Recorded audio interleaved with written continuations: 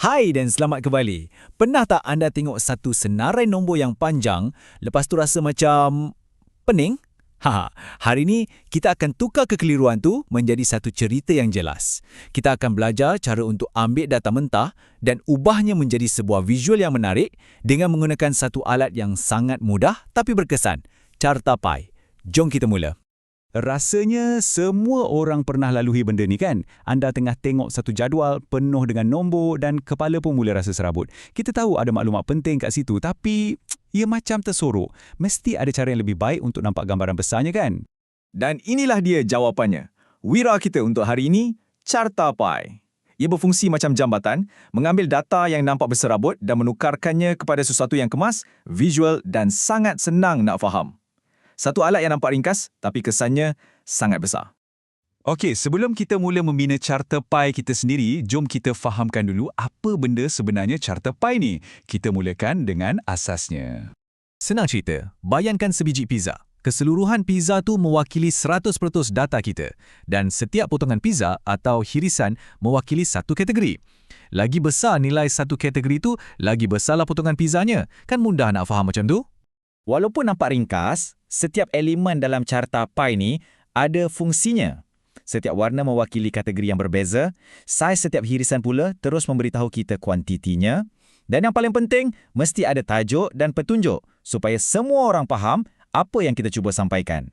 Inilah struktur asas yang akan kita bina nanti.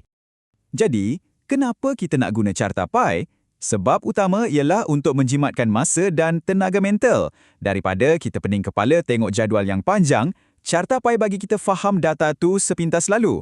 Kita boleh nampak perbandingan dengan jelas dan terus buat kesimpulan, cepat dan berkesan. Okey, teori dah faham. Sekarang masa untuk praktikal. Langkah pertama dan ini yang paling penting ialah sediakan data kita. Anggaplah ini macam kerja-kerja asas sebelum kita bina rumah. Kalau asas kita kukuh, yang lain semua akan jadi senang. Untuk bagi lebih jelas, jom kita guna satu contoh. Katakanlah kita buat tinjauan pada 200 orang pelajar tentang platform media sosial kegemaran mereka. Ini hasilnya. Nampak macam senarai nombor biasa kan? Sekarang persoalannya, macam mana kita nak tukar jadual ni jadi sebuah Carta Pi yang bercerita? Ini bahagian matematik sikit. Tapi jangan risau, ia mudah je. Ada dua pengiraan yang kita kena buat untuk setiap kategori. Pertama, kita kena kira peratusan. Ini untuk tahu berapa besar bahagian kategori itu daripada jumlah keseluruhan. Kedua, kita tukarkan peratusan tu kepada darjah sudut. Nombor sudut inilah yang akan kita guna untuk lukis setiap irisan pi nanti.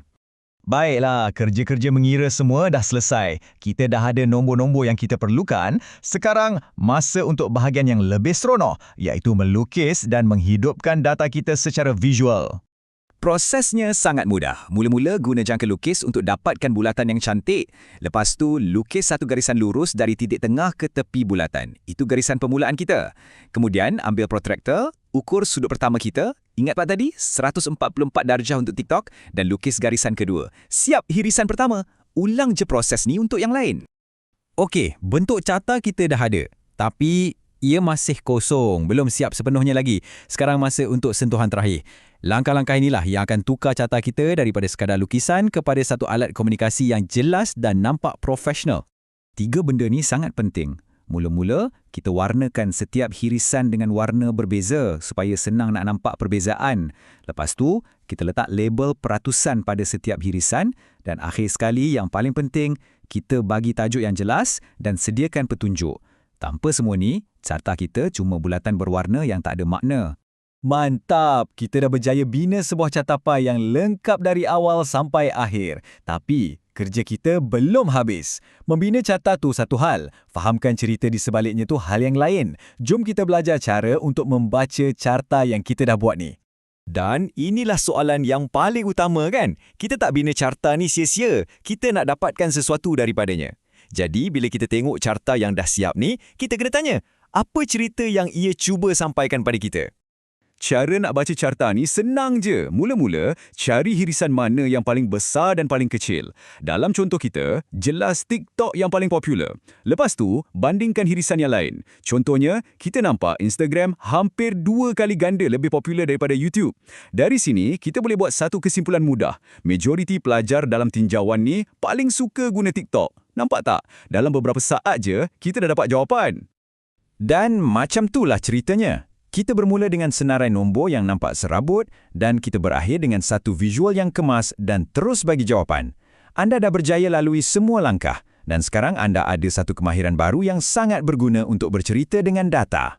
Jadi sekarang giliran anda pula. Sama ada untuk kerja, untuk belajar atau sekadar nak faham dunia sekeliling dengan lebih baik, anda dah ada alat untuk tukar nombor menjadi sebuah cerita.